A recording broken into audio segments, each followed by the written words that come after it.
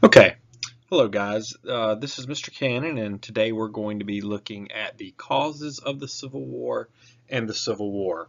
And of course, the Civil War is referring to the war between the North and the South, or the Union and the Confederacy. And we're going to be looking at why this war occurred and what are some of the things you need to know about the war.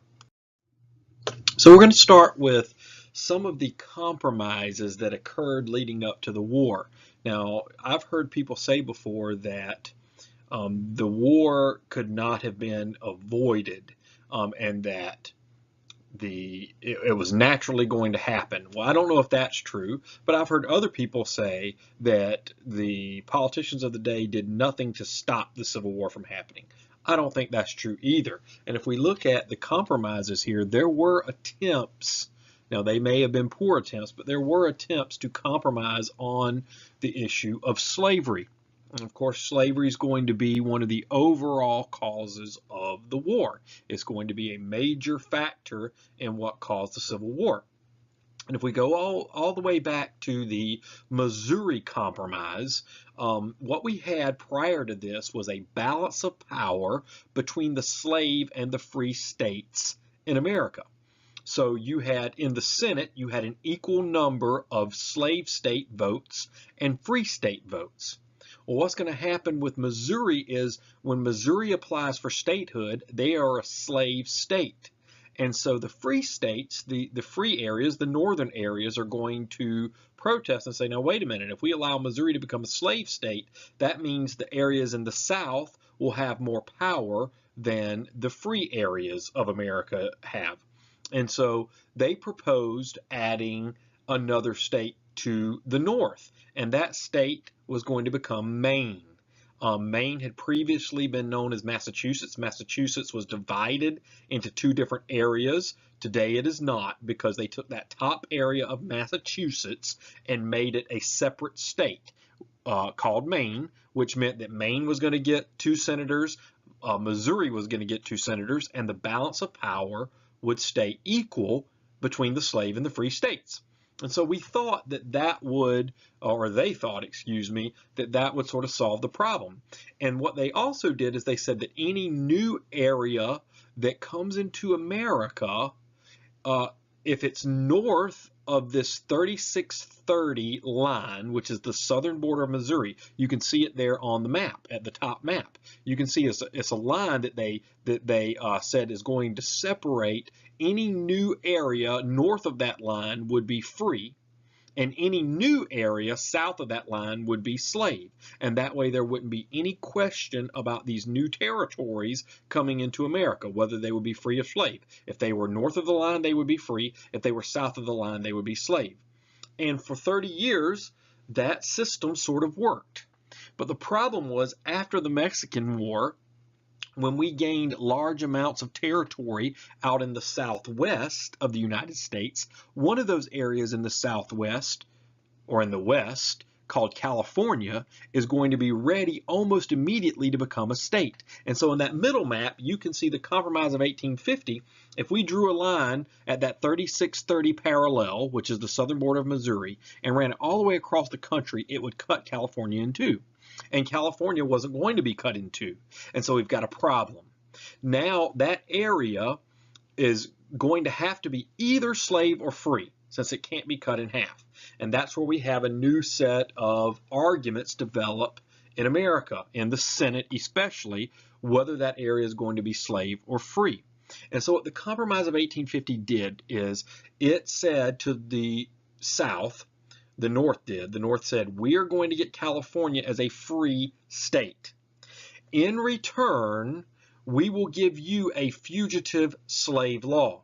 One of the things that was happening in this period in 1850 was you had a number of slaves who were running away and escaping into the North, and some of them eventually into Canada, under the process called the Underground Railroad, which was a secret set of houses called stations where slaves could eventually make their way from the South to the North. Now, that was very dangerous to do because you could be caught, and if you were caught, the punishment was severe. But you did have some of these slaves actually make it to the North, and some of them made it into Canada where they could not be touched. And so Southern plantation owners were desperate to get a new fugitive slave law that would require Northern whites to help capture those runaway slaves in northern areas. And so that's what the Compromise of 1850 did. California is going to become a free state, which is going to give the North more power, but the South is going to get a fugitive slave law, a strict fugitive slave law, which requires Northerners to help return runaway slaves. Now, it didn't work out that way, and in fact, neither side was very happy with the compromise. So what the Compromise of 1850 actually does is it makes more tension in America. It makes the situation even worse. Both sides begin to distrust each other even more.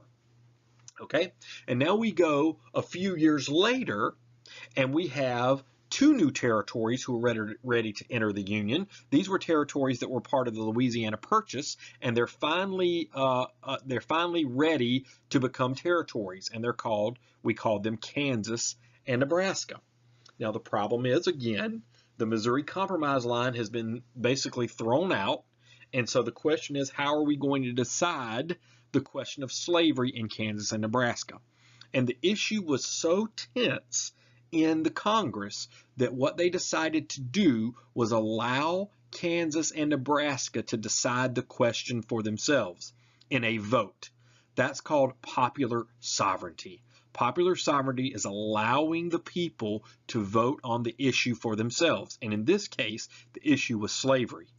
Well, the problem was that once that happened, you had radical pro-slavery people from the South and radical anti-slavery people from the North rush into the Kansas territory, and they began fighting one another.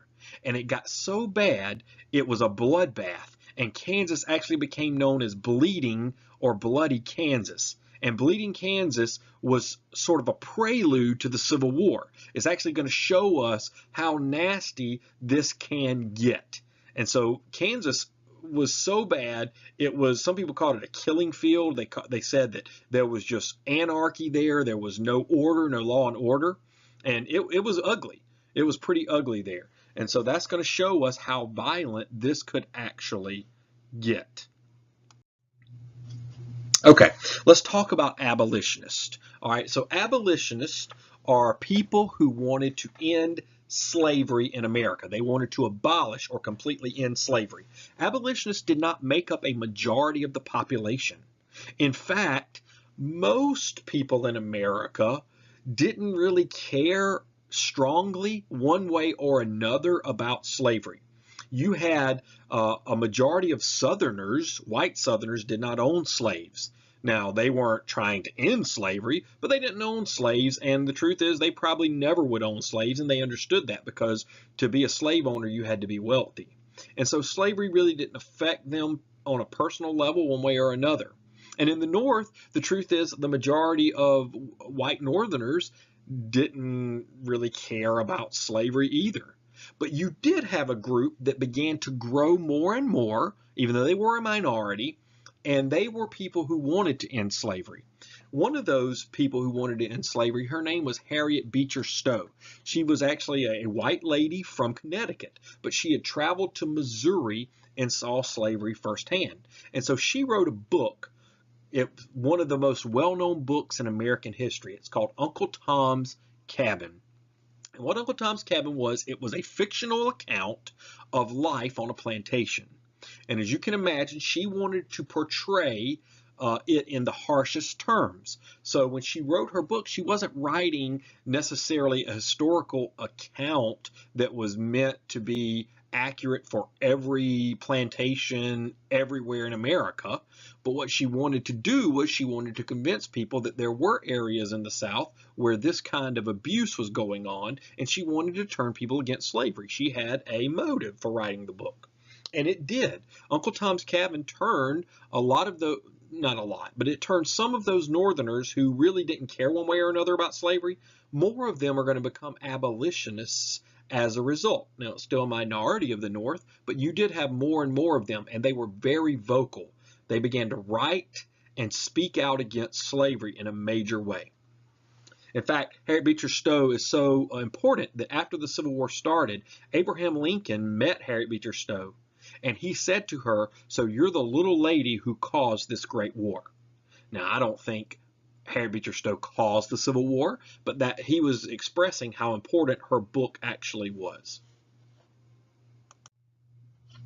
Okay, another issue we're going to see that's going to divide the North and South even more is going to be a Supreme Court decision called the Dred Scott decision. Now, the Dred Scott decision is infamous. It's a bad decision. People look back at that decision today and say, the Supreme Court, what were you thinking? That was just a terrible decision. What it was Dred Scott, who you can see in the picture there on the right. Dred Scott was a slave who had actually traveled to free areas with his owner. His owner was a surgeon, an army surgeon, so he had actually traveled to areas like Illinois. And Illinois was a free state. Missouri, where he was originally from, is a slave state, but Illinois was a free state. And so when Dred Scott's owner died, Dred Scott was willed to the owner's children. But Dred Scott's view was that he had lived in a free state, and so therefore he should be free. So he and his team of lawyers sued for his freedom, and the case went all the way to the Supreme Court. What the Supreme Court ruled didn't just have to do with Dred Scott, but they ruled about slavery everywhere in America. And they really did two things. Number one, they said that slaves weren't citizens and therefore could not sue. They basically said that this lawsuit was null and void, that slaves were property. They were not considered citizens of America. The second thing that they said was that slavery could not be banned in any of the territories by Congress. Only a state could ban slavery. So what they're basically saying is that slavery is a states' rights issue, that only states can control that issue. So anywhere where there's not a state, you see it out there in the red or the orange, all those territories, they are controlled by the Congress. They're controlled by the federal government. And what the Dred Scott ruling said is that Congress could not ban slavery in any of those areas. Well, that's going to cause huge division in America. Southerners, Southern plantation owners, are going to celebrate the decision and say this was a win for states' rights. Northern abolitionists especially are going to look at that decision and they're going to say this is an awful decision, it's a terrible precedent, and they're going to start demanding more and more radical measures. Some of them are, at least. One of those radical abolitionists was a white man named John Brown. John Brown, you can see his picture there, that he was younger in that picture. But John Brown is a radical abolitionist. What separated John Brown from most abolitionists was that he believed violence was the only answer to ending slavery. And so he's going to attempt to create a slave rebellion in America. All right. Now, he's already pretty known for killing 5 people. He and his followers killed 5 people in Kansas. Remember I told you we had a bloodshed in Kansas, bleeding Kansas? Well, he and his followers were out there and they got into a fight with some pro-slavery people and ended up killing 5 people in what was known as the Pottawatomie Massacre. Well, after that event happened, John Brown headed back east to Virginia, and he believed he had a message from God which said that the only way to end slavery was through violence. So he and his followers actually break into a federal arsenal at Harpers Ferry, Virginia. Now, an arsenal is an area that has military equipment. Okay, so back then we're talking about guns and ammunition and cannons. And so they break in, I don't know how they did it, but they actually broke into this federal arsenal, and they were going to get all these weapons and take them into the countryside and arm slaves. Now, before they could ever get out of the arsenal, they were surrounded by the Marines and they were caught. Actually, Robert E. Lee, who's going to be an important person in the Civil War, is going to be the Union colonel who leads the effort to catch John Brown. And John Brown and his followers are going to be hanged for treason. Now, the reason this is so important is because in the South, people slave owners especially become very fearful that John Brown is not a lone wolf, so to speak, that there are lots of John Browns out there. Now, there weren't, but Southerners began to fear that they were. And even Southerners who didn't own slavery were very fearful of people like John Brown. They said, see, look at what those radical abolitionists are promoting. They're promoting murder. They want to see innocent people murdered. And if you did have a slave rebellion, that was certainly a possibility that people who didn't own slaves could be killed in the process. So that in the South, they were very fearful that there were a lot of John Browns out there. In the North, there were some who actually made John Brown into a martyr and made him into a hero. And that's going to divide the country even more. So John Brown's raid is going to be a cause of the Civil War, no doubt about it. Okay? And then the final cause we want to look at is the election of 1860. We've never had an election in our history like the election of 1860. We've had some pretty weird elections, okay? We've had elections that actually had to go to the House of Representatives, and our president was actually voted on in the House of Representatives, not by the people. Our last election was pretty weird because the person who won the election, Donald Trump, did not win the popular vote. And that's only happened 4 times in our history where a person has won the presidency through the Electoral College but has lost a popular vote. Well, this election in 1860 is even weirder than that. And the reason it's so weird is because you didn't have 2 major candidates like we normally do, the Republican and the Democrat. You didn't have that. You actually had 4 big candidates running for the presidency, and all 4 of them split the vote. And so in the end, Abraham Lincoln, who led a brand new party called the Republican Party, which was an anti-slavery party, Abraham Lincoln is going to win the presidency by winning 39.4% of the vote. Now let's think about that for a second. If 39.4% of the people voted for Lincoln, that means that 60% of the people voted for somebody else. Can you imagine that? 60% of the people voted for somebody else. But because Lincoln got enough votes in the North and the vote was split 4 ways, he's able to win a majority of the Electoral College. And so he doesn't win a single vote in the South, but Lincoln becomes the president. And when he becomes the president, South Carolina freaks out. They are terrified that Lincoln is going to ban slavery.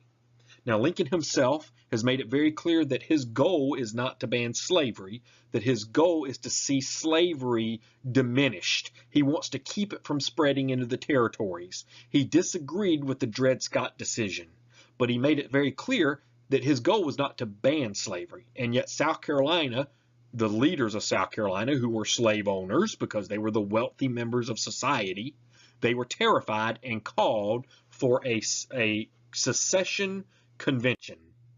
And that's what we're going to look at next. Secession is the idea that a state can leave or secede from the Union if they want to. Now, this had been an issue from the very beginning of our history, where you had this idea of what was called states' rights. Who's going to have more power? Is it going to be the state governments or the federal government?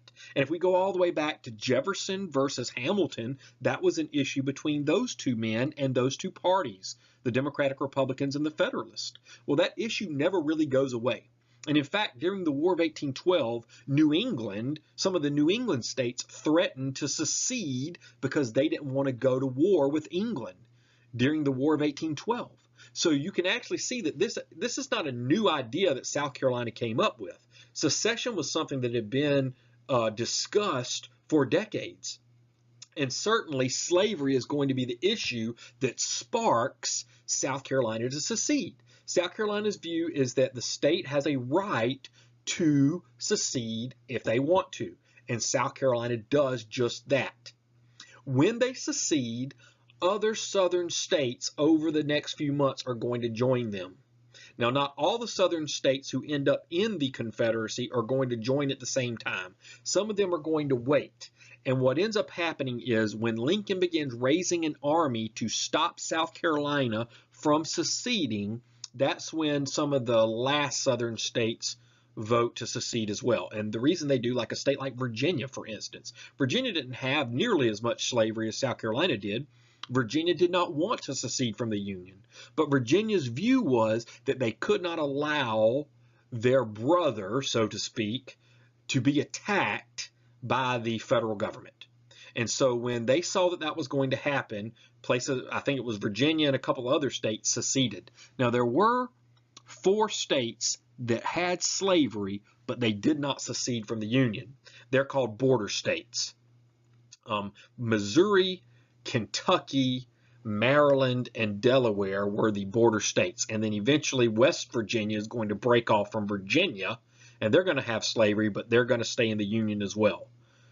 Okay, so the election of Lincoln terrifies South Carolina. South Carolina votes to secede in December 1860.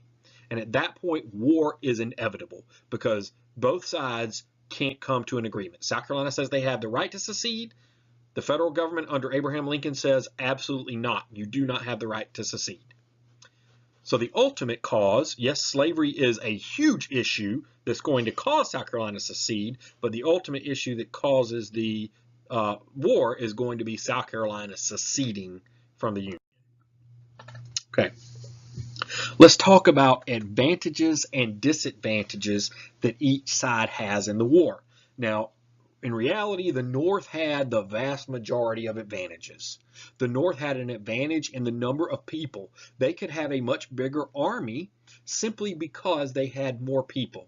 And when it came to fighting men, if you took out slaves as fighters, which the South did, early in the war, the South had no desire to allow slaves to be armed. They would not hear it. And so because of that, if you just look at white fighting men, the North had four times as many fighting men as the South did. Railroad miles. The North's going to have way more railroads, which is going to allow them to move goods and supplies to and from places. Industry. Look at those manufacturing plants. The North had 86% of the factories in America, which means they can produce anything they need to produce. Weapons, guns, clothes, whatever it might be that they need to fight a war, they can produce it. But the South cannot. The South, because they have so few factories, has to rely on outside help to have this war. And that outside help is going to come from Britain and France. What we're going to find is that it's going to be hard for Britain and France to get that help into the South. And then, of course, industrial workers. You can see 92% of all the workers were in the North. Most Southerners were farmers. Small farmers, but they were farmers. All right, because of the advantages that the North had, the North is going to come up with a strategy called the Anaconda Plan. It's actually promoted by a Union general called Winfield Scott. And what Scott it's going to be called Scott's Great Snake, or the Anaconda Plan. And what the Anaconda Plan was designed to do was to set up a blockade along the ports of the South. So it was designed to send ships along the ports of the South and along the Mississippi River and squeeze the life out of the South, because the South couldn't produce the stuff that they needed to fight the war. If you can keep those goods from coming into the South and to the armies, then eventually those armies will have to surrender and give up because they won't have the stuff that they need to fight the war. And it was a very effective plan called the Anaconda Plan. There are actually 3 parts to it. The first part is blockading the coastline. The second part is blockading the Mississippi River, which is going to require the North to win battles along the Mississippi River. And then the third part of the plan was, for the Union plan, was to actually capture the Confederate capital of Richmond, Virginia. Only 60 miles separated the 2 capitals, Richmond and Washington, D.C. That's why you're going to see so many of the Civil War battles occurring in Virginia. What we're going to find is that even though the blockade is going to work great for the North, and even though taking the Mississippi River is going to work great for the North, that taking that capital of Richmond is going to be the biggest obstacle to the Union Army. And in fact, many of the Southern victories are going to be right there in Virginia, fighting off the Union advance. Okay. So the South real big advantages. They didn't have many, but their real big advantage was they had two. Number one, they are playing defense. All right, so the fight is going to happen primarily on Southern soil. So they know the ground, they know where to move armies. They just are good at that, and so that's going to be an advantage. And it's always harder to attack than it is to be attacked. And the second advantage is going to be in the area of generals. Whereas the Union had much better political leadership with Abraham Lincoln, the South had the better military leadership, at least early in the war, with men like Stonewall Jackson and Robert E. Lee. Stonewall Jackson is a very interesting figure. He's a guy who was very religious. He was a Calvinist, which means he believed that everything that happened to him was God's will. So he believed that no matter what he did in a battle, it didn't matter because God had assigned his date of death. So he could do whatever he wanted to, and if it wasn't his time to die, he wouldn't die, which makes him a very, very dangerous person on the battlefield because it means he is completely courageous. He's not scared of anything. But Stonewall Jackson is going to make a name for himself at the first major battle of the war, called the Battle of Bull Run or Manassas. Now, the first shots of the Civil War are actually going to occur here in South Carolina, off of our coast at a place called Fort Sumter. Some of you may have even visited Fort Sumter. But Fort Sumter was a Union fort. Most of the Union forts in the South had been given up voluntarily, and the Union had withdrawn from them. But Lincoln instead resupplied Fort Sumter. He wanted South Carolina to fire on Fort Sumter so that he could say, you started it. Sort of the old thing, you hit me first. You've heard that before when maybe you're fighting with a sibling. You hit me first. Well, Lincoln wanted to be able to say that the South hit them first. And that's what happened. Citadel cadets actually are the ones who are going to fire on Fort Sumter, and it's going to be the first shots of the Civil War. Other than that, Fort Sumter is not really that important. It's only important because it was the first shots. The first big battle of importance is going to be in Virginia, and it's called Manassas or Bull Run. The Union called battles by the local body of water, and Bull Run was the local body of water. The Confederacy called it by the local town. Manassas was the closest town to the battle. And actually at this first battle, you had people from Washington, D.C., people come and set up picnics to watch this first giant battle. Now, obviously, after about 15 minutes, those same people are going to be running back home, screaming because they have seen things that you and I hopefully will never see. Just absolute carnage and bloodshed. I don't know why these people thought that setting up picnics would be a good idea, but they did. And so they're going to run away. Well, they're not the only ones who are going to run. The Union Army is actually going to run in disarray as well. The Battle of Manassas, the first battle, is going to be a huge victory for the Confederacy. And Stonewall Jackson is actually going to get his nickname at this battle because as Union forces are pushing against the Confederacy and it looks like the Confederates are about to break, some of his men say, look at General Jackson sitting up like a stone wall because he's trying to rally his men to fight back. And that's exactly what happens. And the Confederates push back, and before you know it, they break through the Union lines. The Union end up running in disarray and actually leaving Washington, D.C. wide open. Fortunately for the Union, the Confederates weren't organized enough either to be able to take advantage of that. Okay.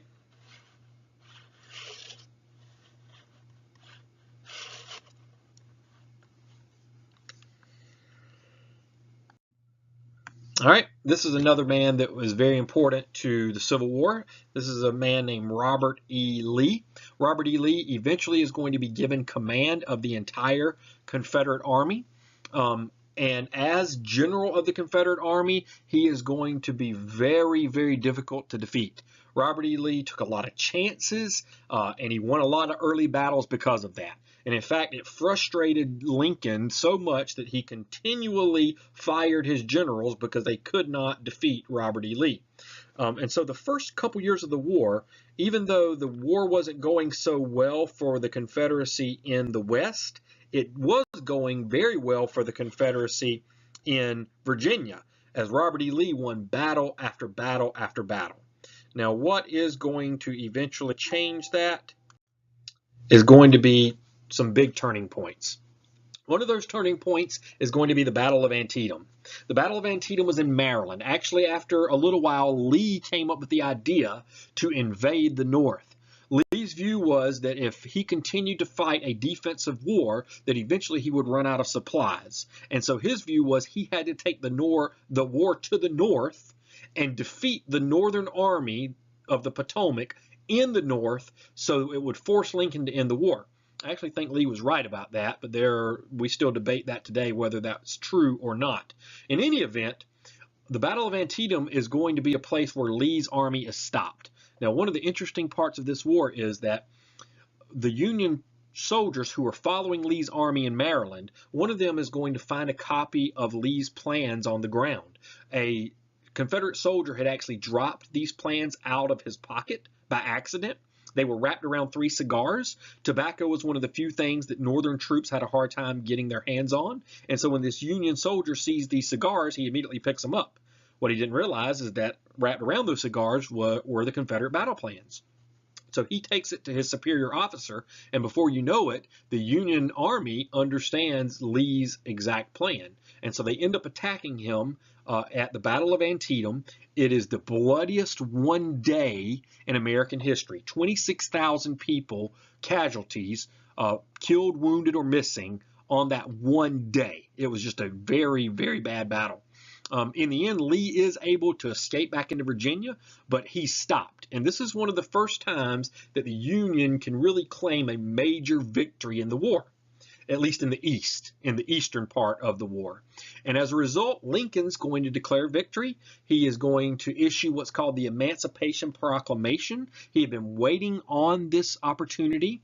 And what the Emancipation Proclamation did was free the slaves in the Confederate States. It did not free slaves everywhere, only in the Confederate States, in the states that are in rebellion. What was the point of the Emancipation Proclamation? Well, a couple of things. It was designed to free some of the slaves, yes. But one of the major goals of the Emancipation Proclamation was to make this a war about slavery so that England and France would stay out of the war. England and France had been sort of flirting with the Confederacy, flirting with the idea that they would join with the Confederacy to fight the United States. But England and France had banned slavery at this point in their histories. And so if Lincoln could make this a war about slavery, then it would be very difficult for England and France to enter the war because their people would not have that. And so the Emancipation Proclamation, though it does free some of the slaves, it does not free all of them. And it is an important document in keeping the European countries out of the war. Okay? Another turning point is going to happen at a place called Gettysburg, Pennsylvania.